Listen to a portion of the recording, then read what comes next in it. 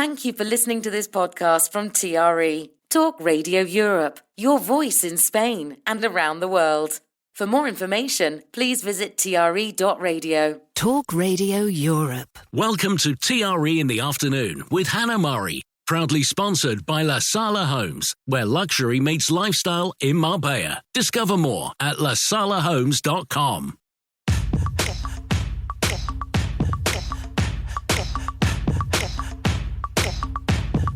TRE in the Afternoon. Presented by Hannah Murray.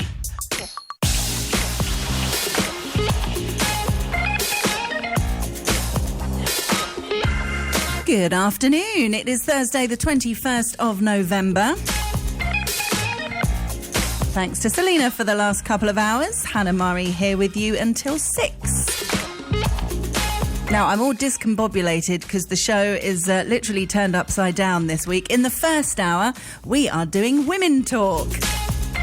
And with me in the studio today is Veronica Del Cielo, Mary Harbo and Nicola Chalmers. We'll be with you shortly. In the second hour, I'll be chatting with Craig Glenday, who's the editor-in-chief of Guinness World Records. This is why it's all kind of swapped around a bit. It is Guinness World Record Day today, and I've spoken to Craig for more than 10 years every year on this day. And today is actually the 20th Guinness World Record Day, and this year they're celebrating their 70th anniversary edition, and they're honouring the Guinness World Record icons. So we'll be chatting to Craig about that. And of course, catching up with our art, film and theatre critic, Richard Fitzwilliams. And he's reviewing 2 new films. I've watched the trailers for both. They look great, actually. Conclave and Heretic. And talking about a couple of exhibitions as well. So lots to do. Hannah Murray. TRE in the Afternoon.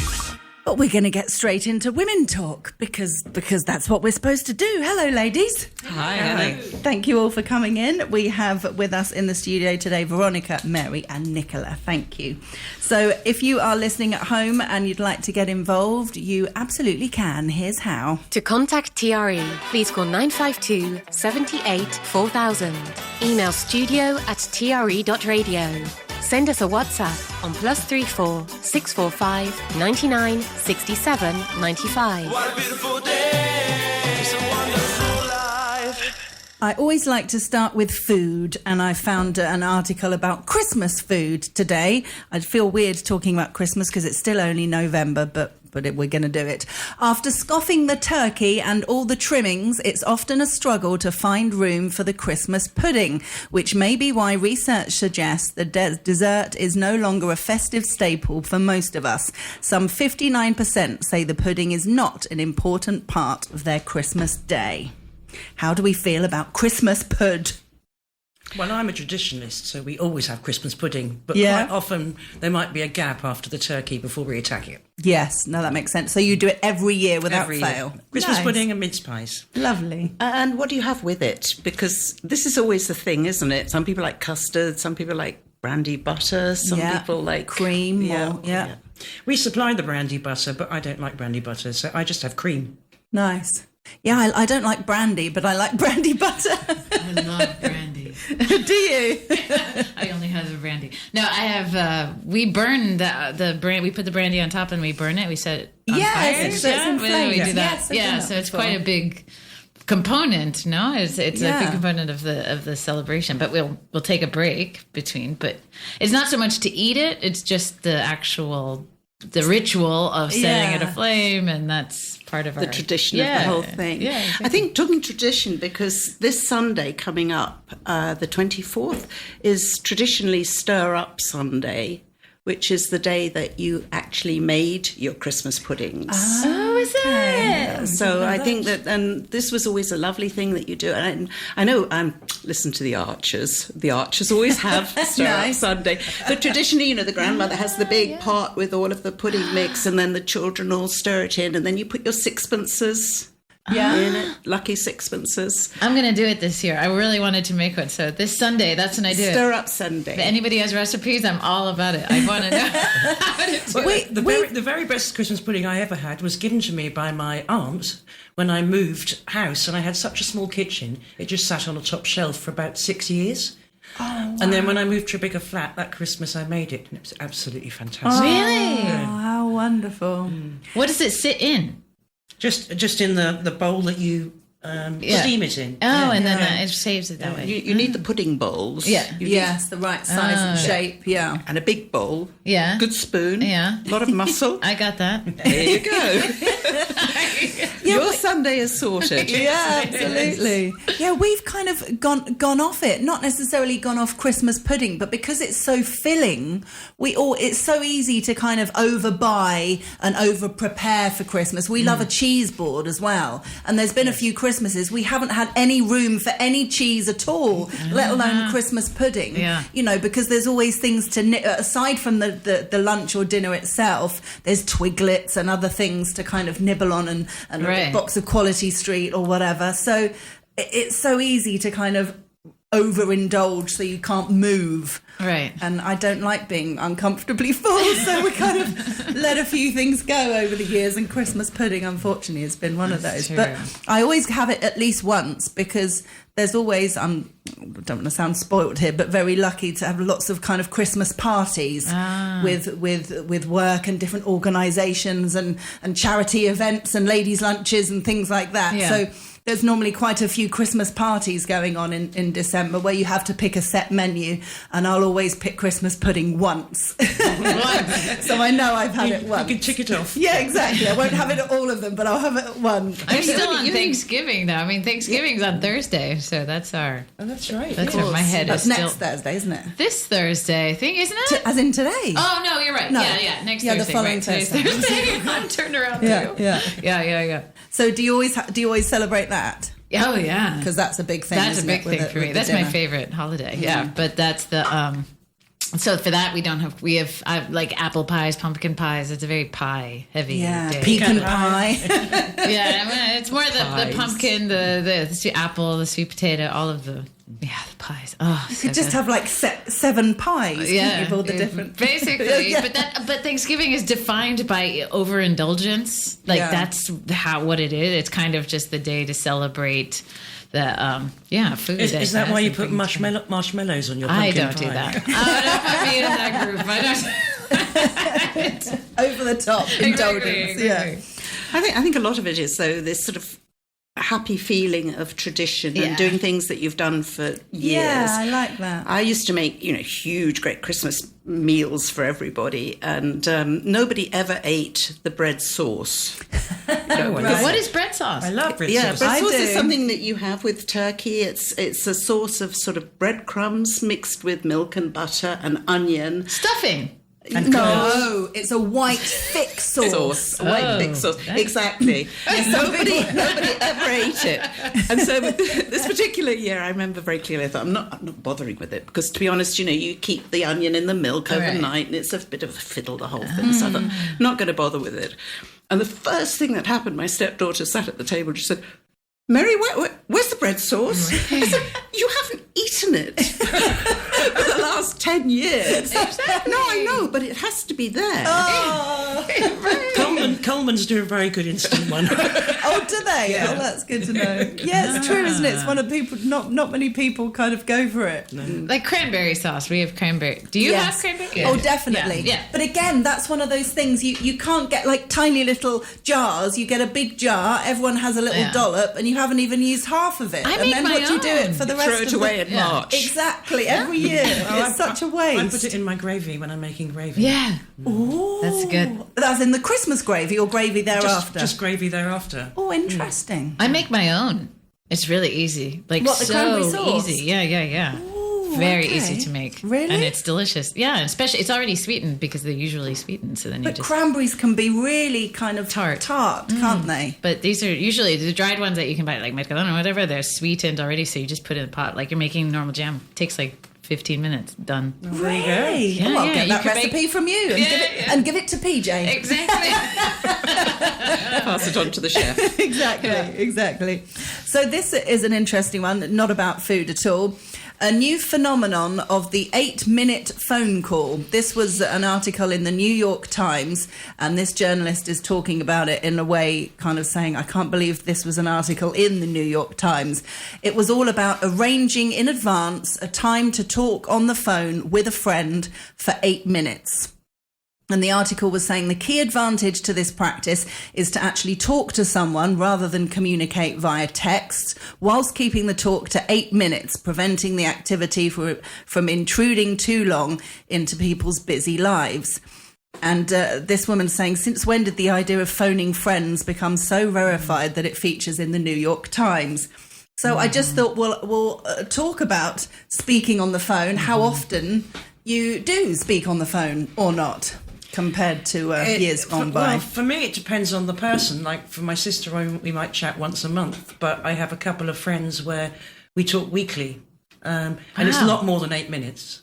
Right, It's nice. a proper half an hour conversation. Oh, well, and you're just catching up on life and things. Yeah. Oh, lovely. And is that scheduled or just a natural, automatic thing that you do? I get a WhatsApp, are you free? Okay. And I say, hang on, let me pour a glass of wine. I pour a glass of wine. Yes, now I am. Now I'm free. Oh, lovely. How nice.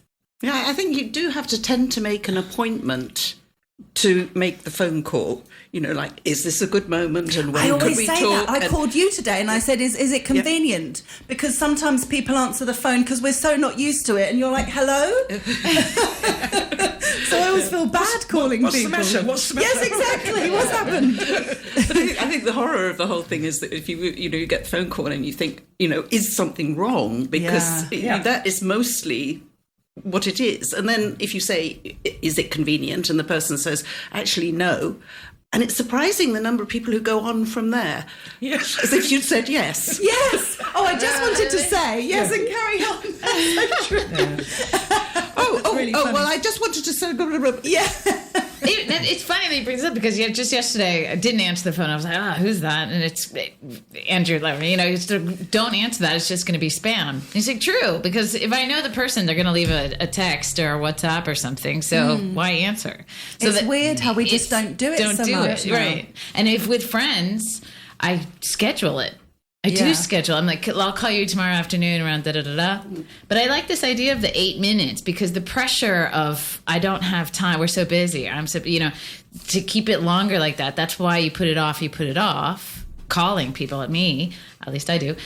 And so to have it like, okay, it's going to be a short one to the point and then that's it. Yeah, because it's difficult to terminate a conversation if the other person doesn't want to, isn't it? Exactly. If someone's going into loads of detail and they obviously want to talk and get something off their chest, you obviously want to listen and be supportive and whatever. But if you're about to go out the door, it's really awkward to say, I'm really sorry, I can't stop now. Yeah. Because that would be being rude if they've got something to do. So it's very difficult. Yeah.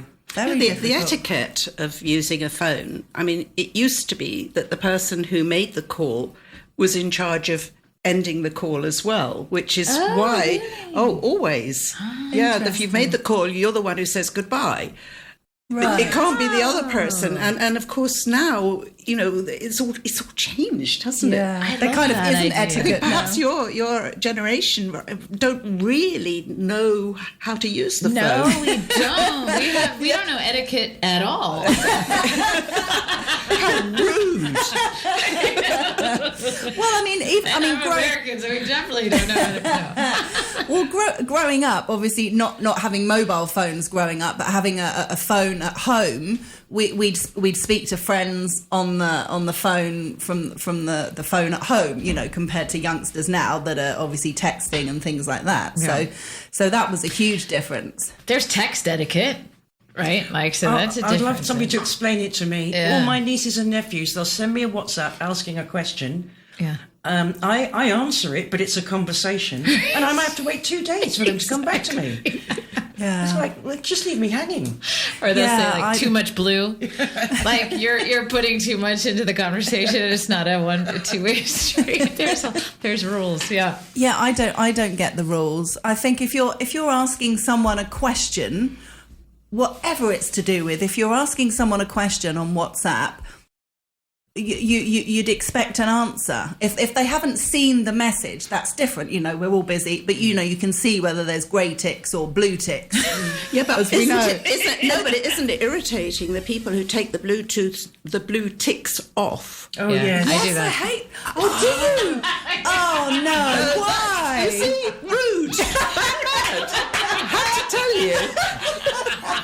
It's too much pressure. It's too much pressure. I think the blue ticks, you know, if you take them off, I do think that's really annoying because you have no idea Yes, whether it's exactly. gone through, whether anybody's seen it or not. Exactly. With the blue ticks, if you've asked a question and you can see that they've seen it and hours or days go by, then I think that's really bad. You know, I get it, people are busy, or if they don't know that if it's to do with an event and you need to check your diary, you know, that happens to me all the time. I'll reply and I say, oh, thanks for that. That sounds great.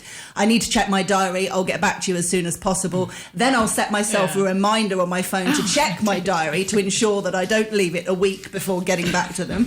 So yeah, it's all. But, you know. but it's equally as rude if somebody sends you a message to ask you to do something and you respond immediately and then you never hear from them again for 2 yeah. years. That's I mean, not a thank you. Sorry, this is obviously very personal.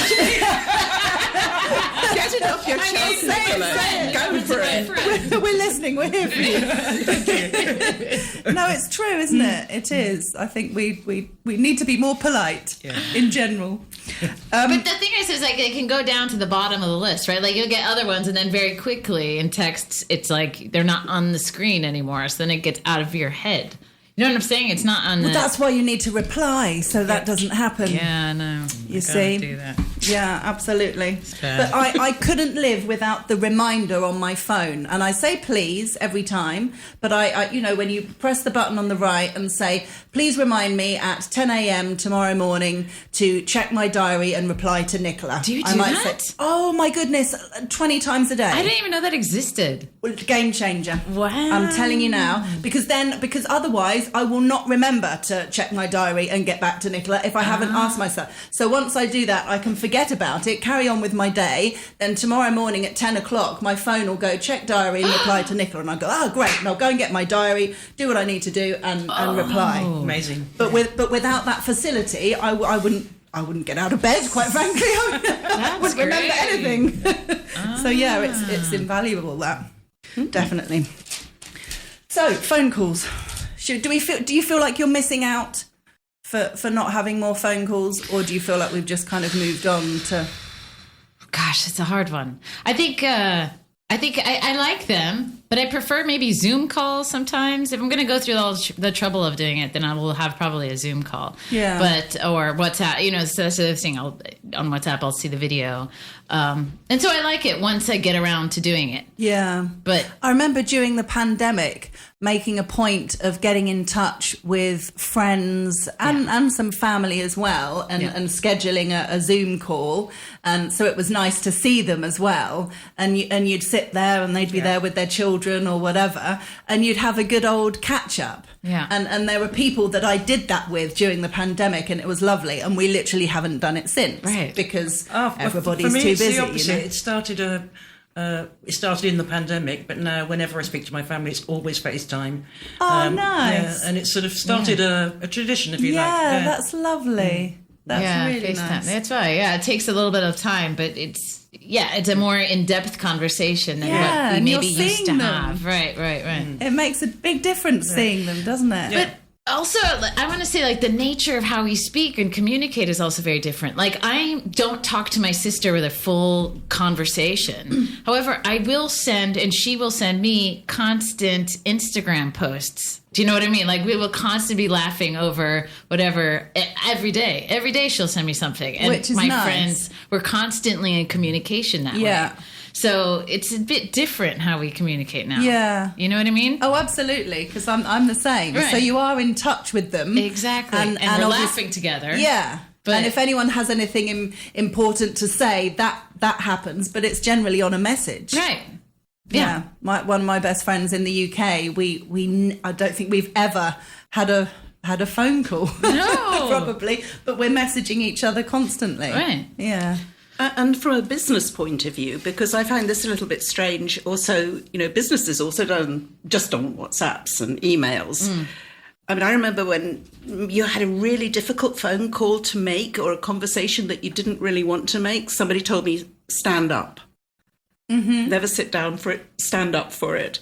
But I mean, does this happen anymore? I mean, are you pacing around an office and talking to people, or is it just all on emails? Yeah, I mean, we don't use the phone much at all at work here. We've had discussions before, and certain landlines on certain desks have now gone because we've had the discussion in amongst us. Well, how often do you actually use your phone? How often do you pick it up and speak to someone? And it's different depending on the different departments and things. But for me personally, and people working in production and arranging interviews and everything, it's all done via email. There are people that I've communicated on email with for probably 15 years, and we've never spoken to each other on the telephone. Right. Or voice text. So that would be the next level before a phone call. It's like, I'm sick of typing, but I'll voice text. Yes. And then that's... I use that a lot. Right. Yeah. So, or just, the voice, or just speak into it, and then they respond, and then... You're having a phone call is just elongated and not... It's just also because they've got the intonation then. I think that's important because texts can be, and often are, misconstrued. Yeah. But I think... Sorry. No, go on. I was going to say, in the sales department, I think we use the phone a bit more. But I do admit, I do tend to pick up my mobile phone, go outside, make the phone call and pace. There you are. We're the same-ish generation of those things. Yeah, interesting.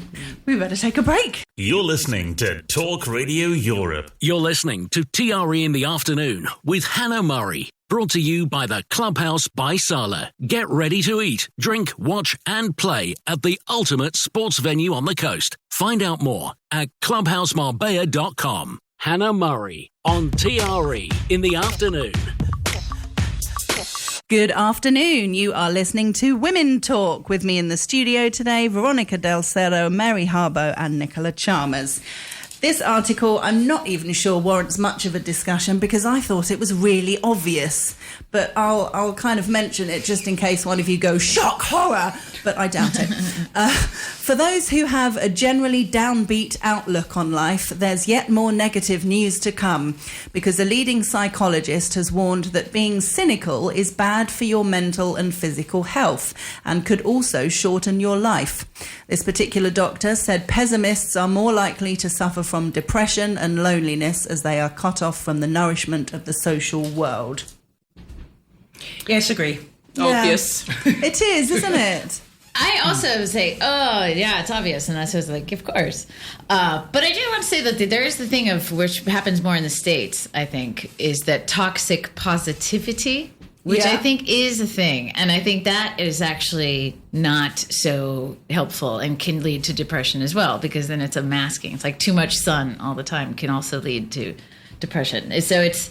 You mean this sort of false jollity that you get, for instance, hi, a nice day, and nice to have your day, you really don't care. But. It's like forcing up. It's hard to explain, really, because it's forcing a positive outlook and negating whatever negative feelings you might have. Right. So it's that masking that you're not feeling that great and just going, oh, isn't everything brilliant and wonderful and we're all just so happy and this is the best show ever, and being like that and like kind of nauseating. Right. So being real about how you feel, coming to the room with how you actually like owning that feeling and working to find the positive outlook versus stamping that out or stamping it out in somebody else and plastering it with positivity. I think there's a difference. I think different nationalities approach it in different ways. You say that's just an American attitude. I think Spanish people generally willing to be corrected, but are completely the opposite.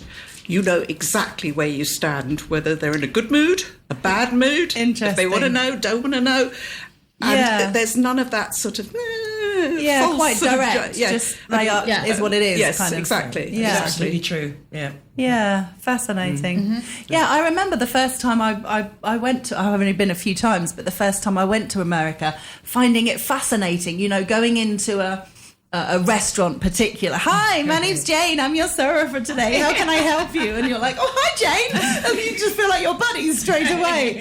And part of me thought it was really nice. Right. And another part of me thought, she can't be that happy to see me, surely. I think a lot of people are like, Americans are so nice. Yeah. They're so friendly. It's like, Yeah, exactly. there's- But I mean, the reality is, I would prefer that than going into a restaurant. I'm not going to pick on nationalities here, but going Yeah, into a yeah. restaurant and someone is just standing there looking miserable Right. with a notepad going, yeah, what do you want? Right. Which has happened, and you're like, wow. I mean, I've gone somewhere else before I've even ordered Yeah. because people have been that rude. Right, but the reason they do that is kind of goes back to what the research shows, which means that you're probably going to spend more and tip more if you are put into a more positive outlook. So that's kind of Yeah.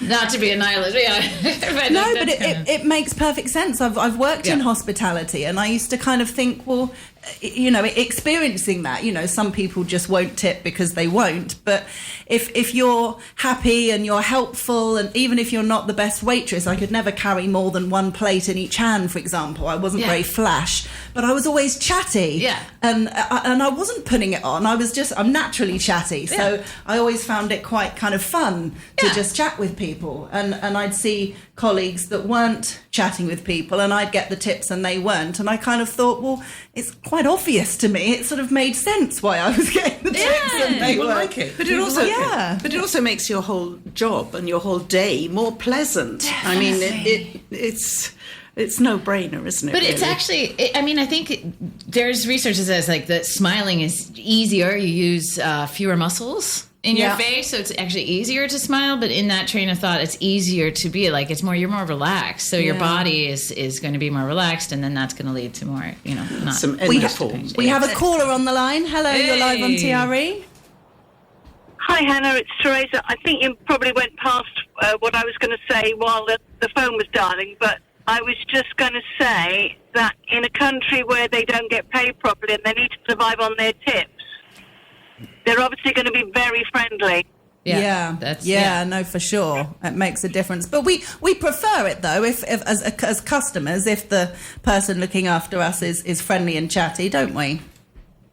Absolutely, but I think it's exaggerated by the fact that they have to do that to get their money, which is sad. Yeah, 1,000%. Where Totally. on this side of the ocean, people generally get paid okay-ish, and the tips are a bonus rather than a living wage. Yeah, That's for sure. true. Thank you. Thanks for your call, Teresa. It is true. How many times I worked at tables for a very long time, and you get paychecks that just say 0, 0, 0 or negative point. Yeah. I mean, it's an ongoing joke in the waiting, but that's why people are like, "Well, why should I tip?" I'm like, because. Anyway, that's a whole different thing. But yeah, I thought in America, I'm confused here because I thought they often or usually added on a percentage it to depends the where bill. you go.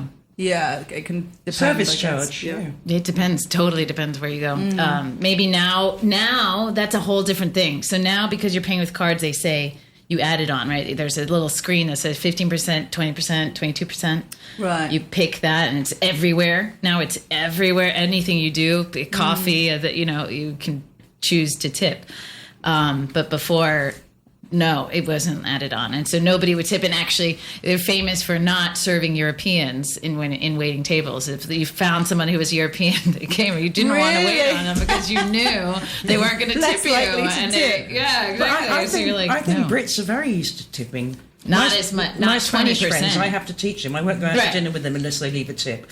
Well, I might leave the tip, and they'll go, "What are you doing?" I say, "I'm leaving a tip," tip, and yeah. they grudgingly put their hand in the pocket and add a couple of euros. But All right. Yeah. And then, I will get a better job. It's this whole thing, but yeah, It is a fascinating one. Yeah. It really is. And how and why, what people's reasons are for being good tippers or not. right. Whether they've ever worked in hospitality themselves, whether they've had a bad experience. There's so much, there are reasons why people behave in certain ways, aren't they? I don't know, getting onto the subject of tipping, but I've always been really uncomfortable with it. I find it a very awkward moment because some services expect a tip and some don't. I mean, we're not going to say to you at the end of this programme, Hannah, really nice programme, little tip for you. No, you can if you like, but I won't expect if you it. wash my hair, you know, maybe I would have been expected, but not if you'd painted a wall or I don't know. It's funny. I couldn't agree with you more. I only tip in restaurants. I've stopped tipping at beauty parlours and hairdressers and everything because for the same reason, it's too uncomfortable. I don't know whether it's expected of me. I don't know what percentage, and then I think, why should I? I'm paying for it. Exactly. Yeah, exactly. You're paying for a service, and it's generally quite expensive as well. Right. So to do an extra 5 or 10 or 20 euros is a lot. And sometimes it's not. It is actually their business. Right, that's where I'm like... And if you've got a trainee or somebody who's just there, you know, and who's doing the washing of the hair or some sort of menial job and she's learning on the job, as it were, it's different. I think it's a tip. But this is a very sophisticated profession that is... People here get mad at me. I don't do it as much here, but in other places in Spain, I would tip because I've waited tables for so long. And I'm like, even though I know that whatever they're making is probably not a lot. And it's always dependent on how much mess and how much you party and what you've done. It's like I leave some extra because I know there's more work. And I've got definitely so many times people get mad at me for leaving more money than is expected or than I should because they think it's rude. It's rude to the rest of the party. It's this whole... Oh, it's complicated. It is complicated. See, I always tip in Spain. Always. Every time. Unless everything's horrendous. If I've gone out for dinner... or even if I've had breakfast or, you know, more than a drink, I'll always tip. But it is normally about 10%. Right. If it's been particularly good or it's in a really nice restaurant or whatever, then it'll generally be a bit more than 10%. But it would never be less than. So in the States, it's 20% at the bare minimum. That's crazy. And then it's so if it's lower than 20%, and if you've waited tables, if you know people that are there, then forget about it. Like you have to go even more at bars and all that kind of stuff. Gosh, yeah. See, tipping when you have a drink, I think is crazy. A coffee, I'll give $1 for any time I have a drink. Really? I give $1, and that's normal. For if you get any drink, you give $1. Yeah. But what about when the coffee's like $1? So you'd pay 2. I leave 10 cents. Do you? Even when you have a coffee here, you tip for a coffee. Wow, 90% of the time I do, Yeah. Oh, fascinating. That's a little bit less. I would get like 50. It depends on the... Oh, it's such a... But like I said, now it's a whole issue because it's a big issue because it's everywhere you go. If you're paying with your card on the screen or your Apple Pay or the phone, right? Like not so much here, but in cities, it's everywhere. And... everywhere is asking for a tip. Places that I'm like, oh, come on, you didn't do anything. Like you're literally just handing me a water bottle. Like I'm not going to give you 18% for doing nothing. You know what I mean? Yeah. But you'll see, it's everywhere. It's hilarious. So then it makes it even more awkward because that person knows that you're sitting there with a 20%. Anyway, we better take another break. Let's have a nice cup of TRE in the afternoon with Hannah Murray. Good afternoon. You are listening to Women Talk. Slightly earlier today, with me in the studio is Veronica Del Cerro, Mary Harbo and Nicola Chalmers. There's an article about OnlyFans. Now, I thought this would be interesting, not from the point of view as a personal thing. We don't need to discuss whether this is something we would do personally. It's how we feel about it in general, how we would feel if a friend said, hey, this is what I'm doing, or a daughter or a granddaughter or a relative or whatever. So it's kind of general opinions on it. So OnlyFans, I don't know loads about it, to be honest, but looking at this article, so it's a site that people have to pay to see either photos or videos of people that have uploaded. So you can become a kind of person, a member of OnlyFans, either someone who is producing content, you know, having your own profile up there, or you are a paying member because you're paying to look at people's content.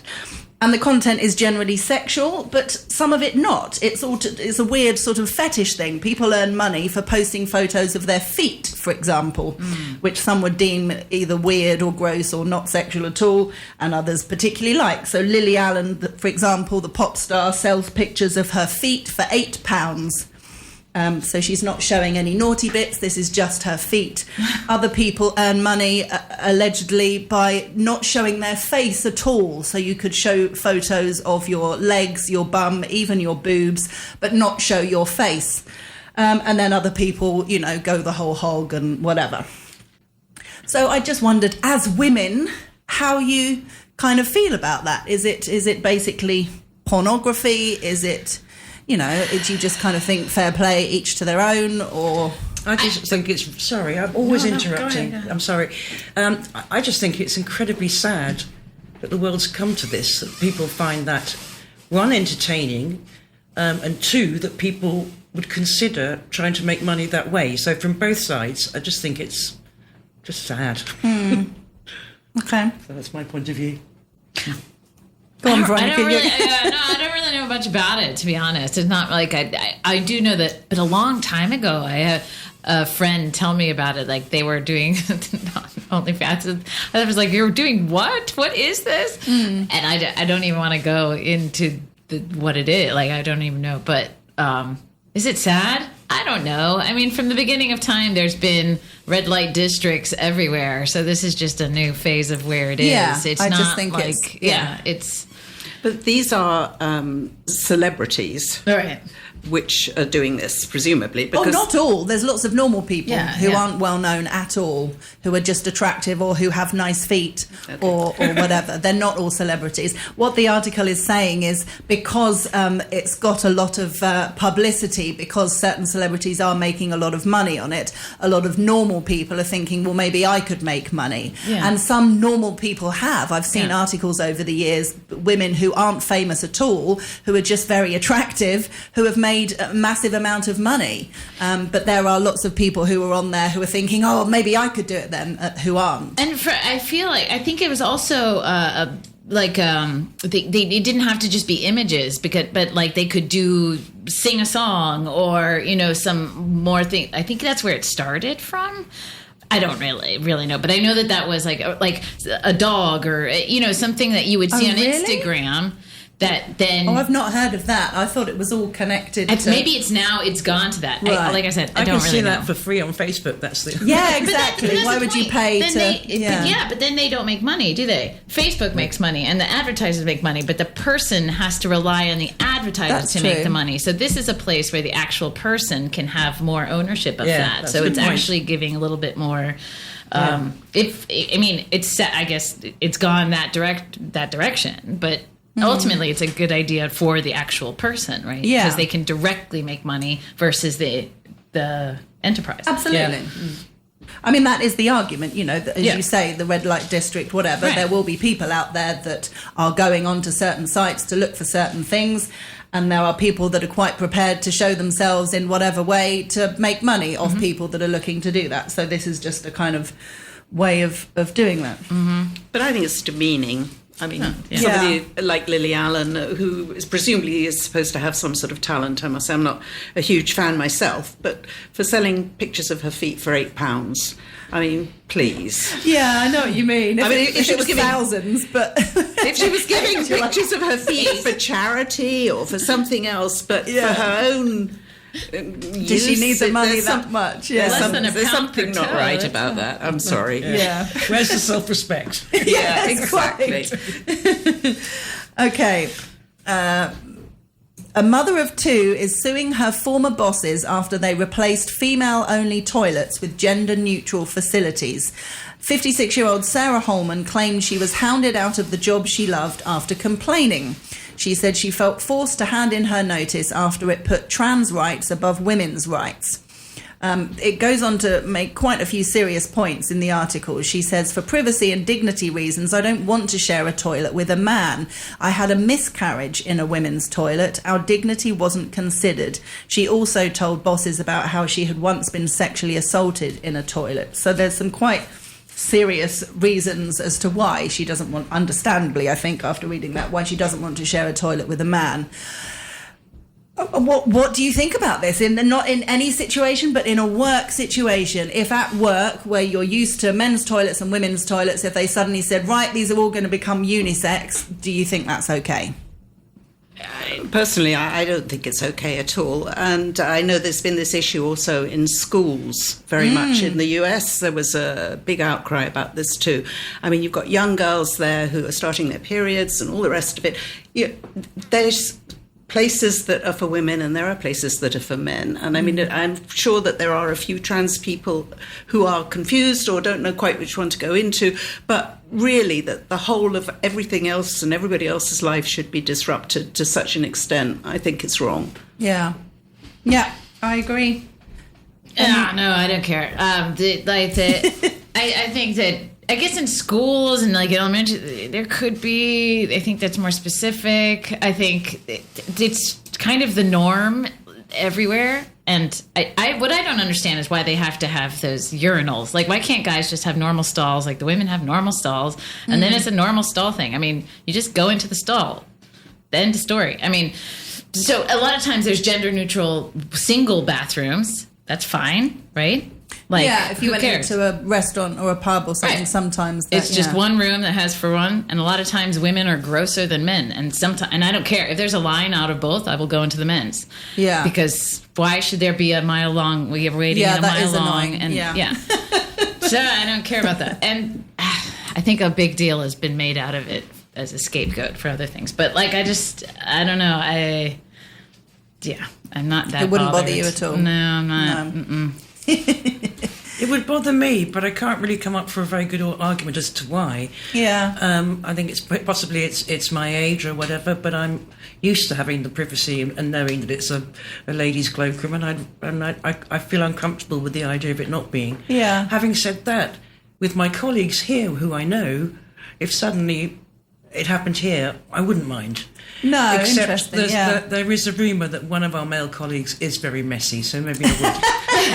But I mean, that's what I'm saying. Women can just be just as bad. So in general experience, though, the men's toilets do smell worse than the women's. Come on, oh, really? You don't think that's the case? I'm not going to get into it, but it can be gross. I've seen some horrible things in both. No, for sure. But in general, there is a Anyway, I mean, I've got lots of male friends who agree. It's not like I'm judging. They appreciate that that's the case. I just don't understand why they have urinals. It's like, can't you just go to the bathroom? Like, we all go to the bathroom? Like, have a stall? Well, I suppose the argument that can often happen in houses and stuff is that they can make a mess on the toilet seat and not clear it up. So learn how to not do that. Well, yeah, great idea, Veronica. Why don't we talk about that instead of rearranging everything? It's just like, I mean, that would be horrendous. I would not be okay with that. If you were sharing a bathroom and there were I wouldn't want to go to the loo while men are in the urinals, granted. Right. So if there were no urinals, I wouldn't like to go into a toilet and a man had been in there previously and there was pee all over the seat. Because if there were no other toilets and you really needed to go, you'd have no choice but to clean up his mess of a stranger that you don't know before you then go to the loo. And that is not okay. No. Or you could just have holes in the ground, which most of developing nations have. I don't have good enough balance for that anymore. Oh, brilliant. Right, we better take the last ad break. TRE in the afternoon. Good afternoon. You're listening to the last part of today's Women Talk with me in the studio, Veronica Del Cerro, Mary Harbo and Nicola Chalmers. Don't go away afterwards because this isn't the end of the show. I'll be back in the second hour doing what I'd normally do in the first hour. I've had a message from Maureen who says, "Hi Hannah, I live in rural Spain and no one expects a tip. The Spanish man who ploughs our land charges €70, but then a neighbour wanted to use him and gave him a tip of €10. So now he charges €80. So we told them, don't do it. They don't expect it here. Funny enough, I was in Guaro last weekend and I went for coffee with my niece because she lives there. Yeah. And I gave the lady a tip and she looked like at me like she'd won the lottery. She didn't quite understand, but the coffee was only €1 each. So I gave her $2.50 for 2 coffees. Yeah. She was over me. Oh, nice. Hey, that's lovely. It's like, made their day. Yeah. Not so bad. That's really nice. Okay, interesting article and subject here. The headline reads, I've made £25,000 by charging for the days I look after my grandkids. My daughters say I'm selfish, but why should I work for free? Just to give you a tiny little bit of extra information, she's got quite a lot of children. Well, I have 5 children. My daughters are 39, 34 and 31, and my sons are 36 and 26. And my daughters have 7 children between them, aged 14 to 8 months. So it's a lot of changing nappies, wiping runny noses, park visits and homework guidance. Mary.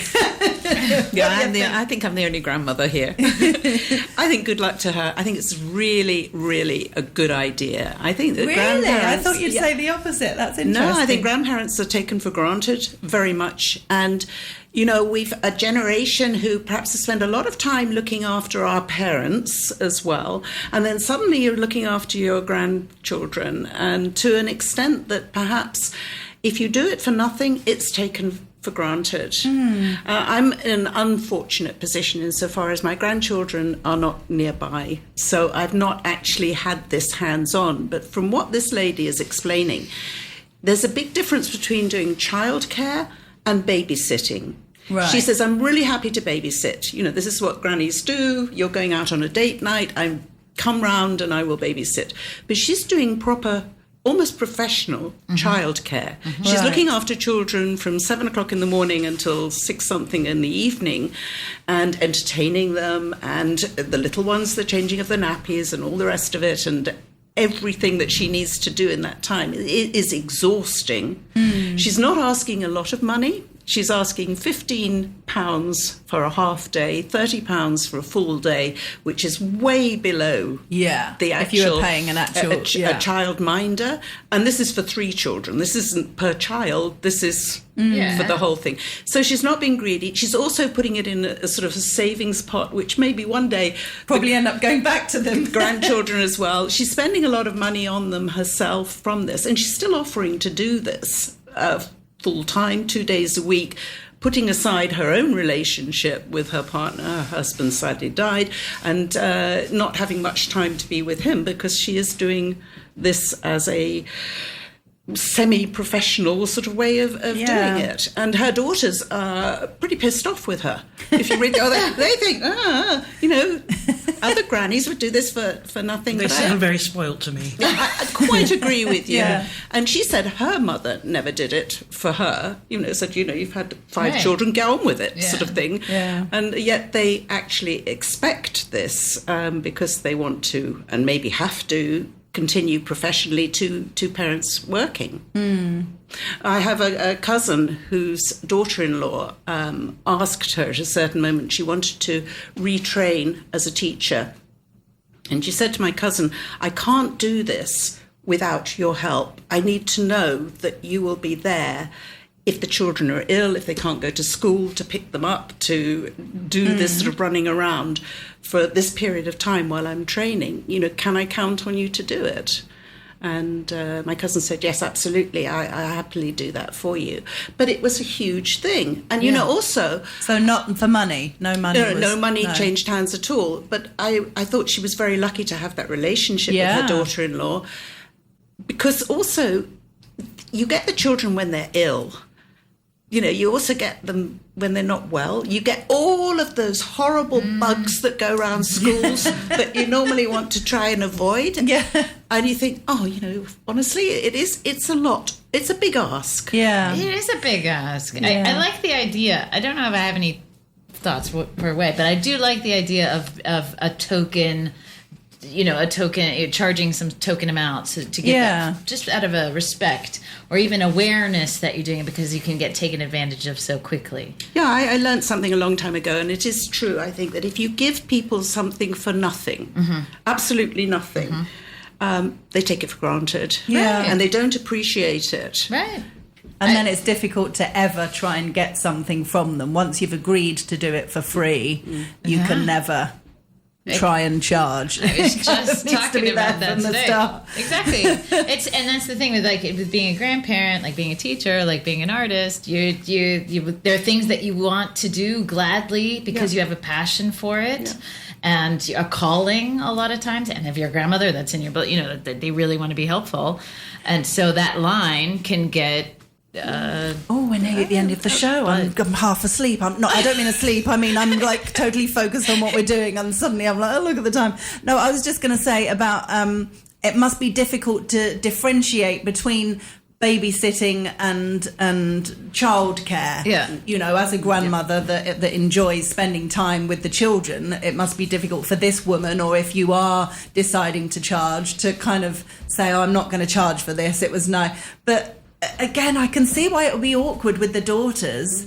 I think if the kids offer to pay the parent or the grandparent, then that's lovely. But I think for the parent to ask for it, I get why it would be really awkward. Yeah, but this is a daily thing. It's not like, once a week they're going to the cinema or something. No. She looks after their kids every day when they go to work. This is not babysitting. It's also a different era where, grandmothers are still working longer. We're living longer. Exactly. We're more active. We're more, so having that responsibility is different than what it was before. It was like, oh, I have something to do. It is my job. It is, she's not living her life because she's looking at, Right. She has a partner sitting there waiting for her at home and who she wants to spend time with and had plans of going on cruises and doing different things in this phase of her life. Thank you, ladies. It was great fun today. Thank you so much to Veronica, Mary and Nicola. Really appreciate you coming in today, especially as we change the time. Thank you very much. And coming up next isn't Howard, it's me. I'm going to be back for the next hour chatting to Craig Glenday on Guinness World Record Day and Richard Fitzwilliams with some film reviews. You've been listening to a TRE production. If you've enjoyed this programme, there'll be another episode waiting for you next week, right here on this platform, where you can also access our extensive back catalogue of shows and interviews. For more information on our live programming, social media channels and apps, and how to contact Talk Radio Europe, please visit tre.radio.